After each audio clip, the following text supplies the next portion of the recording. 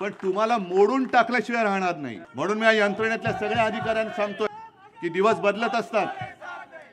बदलत असतात। दुर्दैवाने आज त्यांचे दिवस आहेत, पण त्यांचे दिवस फिरले तर तुमचे सुद्धा दिवस फिरतील हे अशा अधिकाऱ्यांनी लक्षात ठेवावं। ही नोंद आम्ही घेतली। उद्या दिवस त्यांचे फिरले होते, तुमचे दिवस आणखीन वाकडे होतील। सरकार येतं आणि सरकार जातं।